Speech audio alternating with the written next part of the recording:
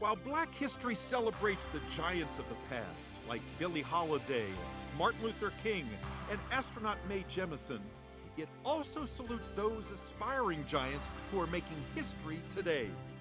A number of African Americans working at the Goddard Space Flight Center right here in Prince George's County are just such stars in the making.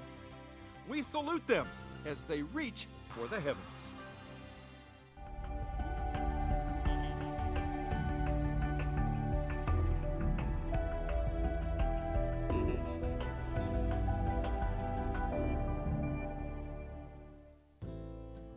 When I first started in the Marine Corps, I was selected to be a combat correspondent.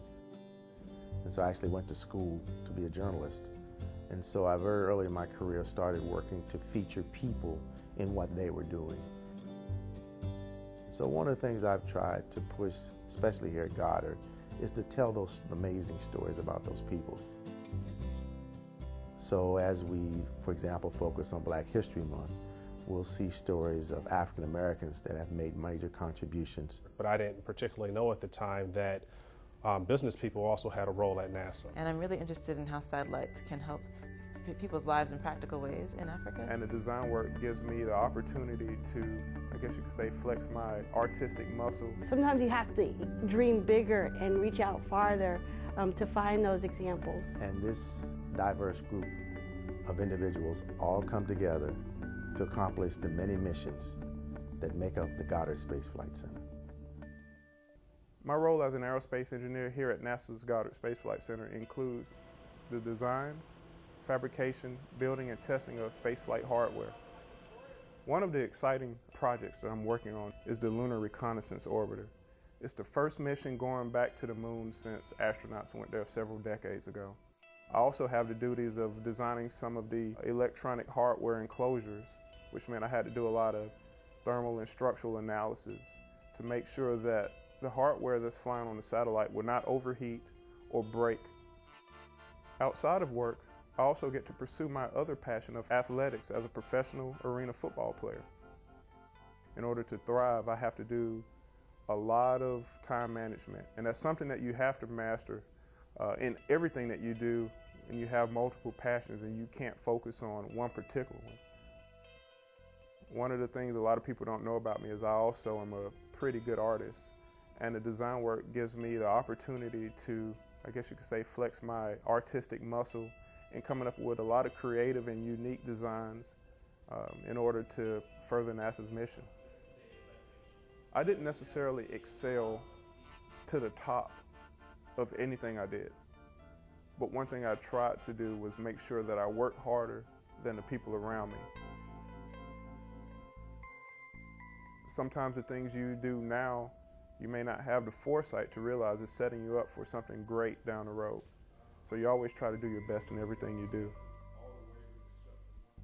And I grew up in Orlando, Florida, living close to the Kennedy Space Center. And as I grew up, I could see launches. So we would always stop whatever we were doing. If we could see a launch, even if we were driving down the road, we would pull over so we could see the space shuttle go up. Right now, I'm a graduate student, starting my 4th year, studying aerospace engineering and policy at the Massachusetts Institute of Technology. So I've actually just finished writing a master's thesis that's entitled The Use of Satellite-Based Technology in Developing Countries. And in that thesis, I focused on satellite remote sensing, satellite communication, and satellite navigation, and looked at how all those technologies can be used to meet needs in developing countries. I've had a chance to visit Africa several times, and I'm really interested in how satellites can help people's lives in practical ways. NASA's satellite technology can help us in understanding the food we eat and how we can get it and how we grow it. So it's very important for farmers to understand first what the weather's doing and what they expect it to do throughout the year, and then also the health of their crops and whether or not there's pests attacking their crops. And they can give farmers and whole governments information about whether to expect a famine or a drought or other dangerous problems that might reduce the food supply. And if they have that information in advance, they can actually respond and prepare for such a thing and get help before it happens. When I was an undergrad, I was part of the NASA Academy. It's a special internship program that whose goal it is to train the future leaders of the space program. So they bring people who are passionate about space and who are willing to think about space every day for 10 weeks nonstop. The first advice I would give to somebody who's young and thinking about science is to figure out what they enjoy in school, what things they like to learn. If they think that science homework and science lessons are exciting, then they're in a great position to think about being an engineer or a research scientist later in their life. Sometimes you can enjoy science but find the math tricky, or you like the fundamental discussion and the questions, but actually doing the science problems or homework is really hard. I've needed help in every single one of my classes throughout my challenging engineering career, and I always work with people who can help me learn. The neat thing about engineering is that you can learn scientific ideas and principles, and then you can get neat ideas and be very creative and say, hey, no one has ever tried taking that information and then making this new invention, but I can do that. And if I get a team of people to work with me who have different information and different background and different training, we can make something that otherwise has never been seen before. My first assignment at NASA as a resources analyst was working on the James Webb Space Telescope subsystem called the Microshutter Subassembly. Now, I ended up at NASA, a place where I always wanted to work, but I didn't particularly know at the time that business people also had a role at NASA. As a child, I was always interested in space exploration, particularly NASA. All of my science projects in school were things related to space science. When I got to high school, I focused more on business, more on accounting, and I found that my interests were more aligned with business administration. It took me a while to figure out what I wanted to do, but once I did figure out what I wanted to do, it was like clockwork. I always liked numbers. I always liked to gradually move up.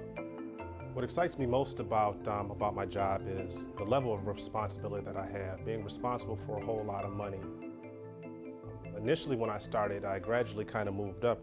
I started with a little multi-million-dollar budget, and as I continued to learn more, I got more responsibility.